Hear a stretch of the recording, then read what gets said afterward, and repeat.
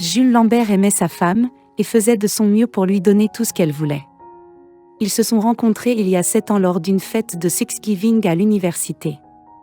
Jules et Sarah se sont immédiatement appréciés et ont passé toute la soirée à discuter. Ce jour-là, les flèches de Cupidon ont frappé en plein dans la cible et les jeunes gens l'ont ressenti au moment même où ils se sont rencontrés. Jules et Sarah ne sont sortis ensemble que 6 mois après. Ils ont organisé une petite cérémonie de mariage et ont emménagé ensemble. Malgré le fait que leur famille semble être parfaite, de nombreux amis de Jules pensaient qu'il n'aurait pas dû se précipiter dans le mariage.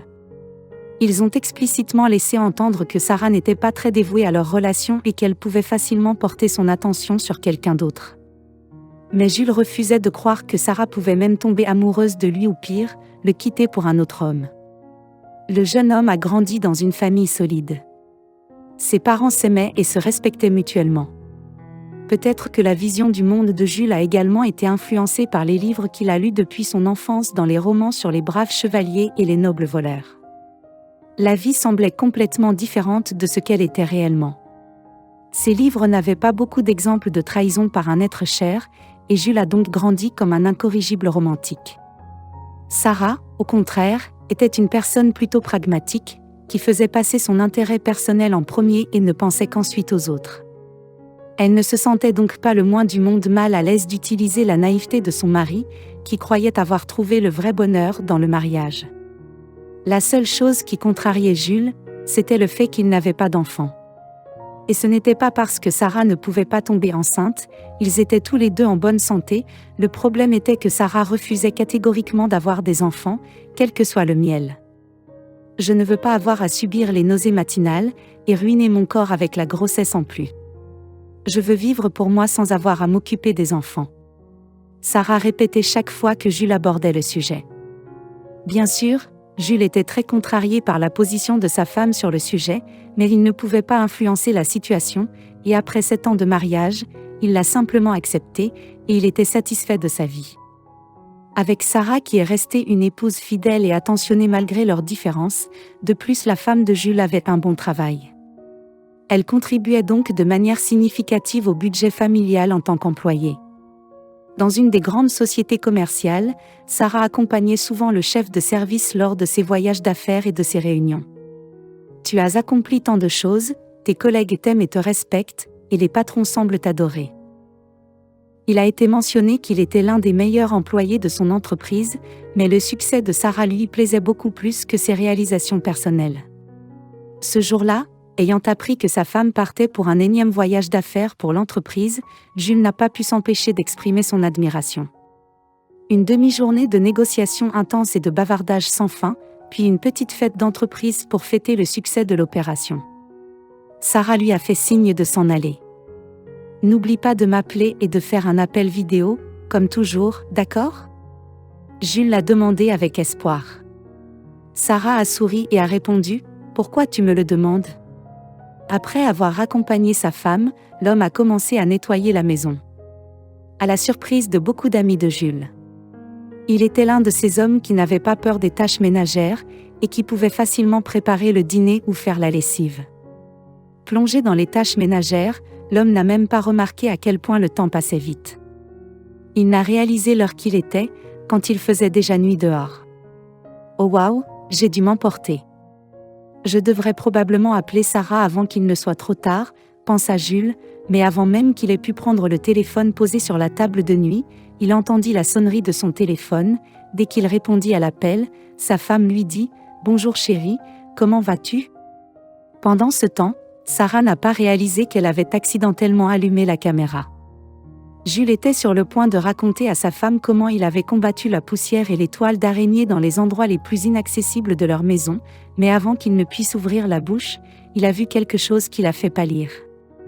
Jules a été tellement choqué par ce qu'il a vu qu'il est resté sans voix pendant un moment. En croisant le regard de son mari, Sarah a tout compris sans mots.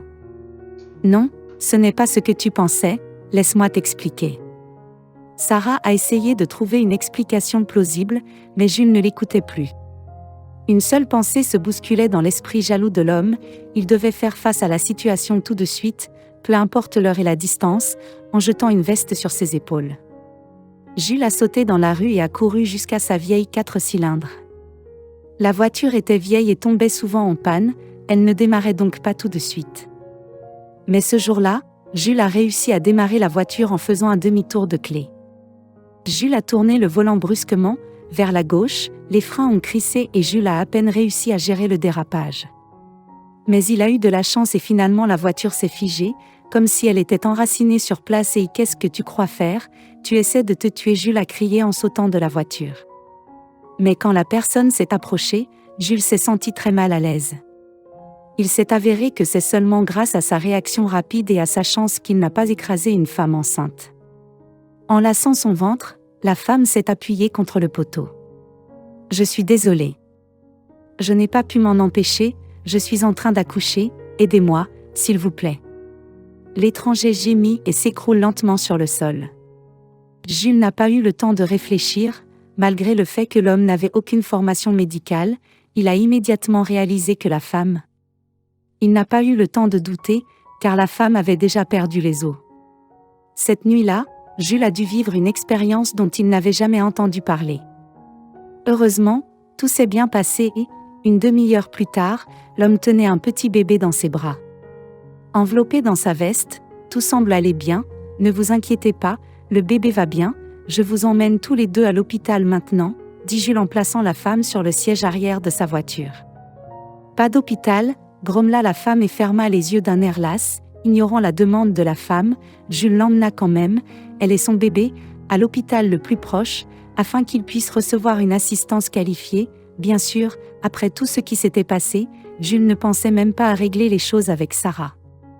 L'homme était si fatigué qu'il eut à peine la force de rentrer chez lui et de s'effondrer sur son lit sans même se déshabiller. Les pensées de la trahison de Sarah s'estompèrent et Jules s'endormit lentement, mais l'homme n'eut pas le temps de profiter de son repos, car tôt le lendemain matin, il fut réveillé par un appel téléphonique persistant. « Bonjour monsieur Lambert, je vous appelle de l'hôpital où se trouvent votre femme et votre enfant. Êtes-vous d'accord avec sa décision ? Pensez-vous vraiment que c'est la meilleure option pour le bébé ? D'être abandonné par ses parents biologiques, une voix féminine inconnue a résonné Jules. S'est levé du lit et a grimacé à cause du mal de tête qu'il avait. Ce n'est que maintenant qu'il a réalisé qu'il avait laissé son numéro de téléphone à l'infirmière de garde à l'hôpital hier. Attendez, mais je ne suis pas le père de ce garçon. Et je ne connaissais même pas cette femme jusqu'à hier. Quel est son nom? Clara Petit. Jules a protesté, mais la femme, à l'autre bout du fil, n'allait pas abandonner si facilement. Je m'en fiche. Que vous vous connaissiez ou non, faites quelque chose. Pour l'amour de Dieu, tu la connais maintenant, n'est-ce pas ? Jules n'a pas eu l'occasion de répondre, parce que la femme a raccroché le téléphone. Le monde fonctionne-t-il vraiment de cette façon ? Hier j'ai dû aider une femme à accoucher et maintenant je me fais engueuler pour sa décision d'abandonner le bébé, qui est cette Clara Petit, pensait Jules en essayant de s'orienter. Lorsque l'homme est finalement arrivé à l'hôpital, il a vu Clara dans la salle d'attente. La jeune femme semblait épuisée et complètement perdue en la regardant. Jules n'a pas pu s'empêcher d'être désolé pour la jeune femme. « Je suis désolé, mais je n'ai vraiment pas d'autre choix. Je suis orpheline, mes parents sont morts dans un accident de voiture. Quand j'avais 3 ans, j'ai été élevée dans un orphelinat et je n'avais personne pour m'aider. J'étais enceinte, je suis toute seule au monde », chuchota Clara, les yeux pleins de larmes. Après avoir écouté la jeune mère, Jules n'était plus d'humeur à discuter avec elle. Regardant Clara, il trouva le courage de lui proposer de rester chez moi avec ton bébé, pour un temps, c'est grand, il y a assez de place pour tout le monde, tu auras le temps de réfléchir au lieu de te précipiter dans une décision maintenant. Les yeux de Clara pétillaient d'espoir. Pour la première fois au cours des dernières années, elle était traitée avec gentillesse et on lui offrait de l'aide. Bien sûr, Clara accepta l'invitation de Jules et avec son fils, ils emménagèrent dans sa maison. La jeune mère nomma son bébé Raphaël, en l'honneur de son père qui est décédé il y a de nombreuses années. Tenant soigneusement le bébé dans ses bras, Jules ressent une tendresse incomparable qui remplit son cœur d'amour. Le petit humain sourit et gazouille en essayant d'attraper les doigts de Jules avec sa petite main. Une fois, elle se retrouve dans un environnement calme et encourageant. Clara se ressaisit rapidement et a l'air beaucoup mieux, la jeune mère aime vivre avec Jules, qui ne ménage pas ses efforts pour s'occuper d'elle et du bébé. Le temps passe vite, liés par des problèmes communs. Les jeunes gens ne se rendent même pas compte que leur amitié s'est transformée en quelque chose de plus grand après leur incident de tromperie. Jules a divorcé de Sarah, qui avait une liaison depuis plus d'1 an, et ce n'est qu'en regardant la situation sous un angle différent que l'homme a réalisé à quel point sa femme avait été horrible avec lui, mais malgré toutes les difficultés, Jules a réalisé la valeur des sentiments sincères et du véritable amour. En devenant père de Raphaël, Jules a enfin trouvé le bonheur familial dont il rêvait depuis si longtemps. En même temps, en regardant sa femme bien-aimée, Jules ne cesse de dire qu'il ne peut pas attendre qu'il ait un autre enfant ou 2 pour que leur famille soit encore plus grande et plus heureuse.